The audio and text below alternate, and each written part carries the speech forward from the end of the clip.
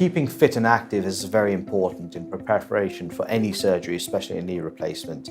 If you're able to cycle, you should continue to cycle. Moving, walking, going to the gym or swimming on a regular basis is very important. Depending on your functional level, you should do as much as you can, because really I don't think you're going to damage the knee any further, so don't worry about that.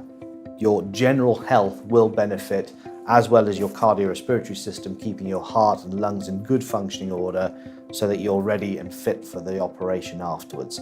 The fitter you are before the surgery, the better you'll be afterwards. Also, a key thing to remember in knee joint replacement surgery is that timing is of the essence.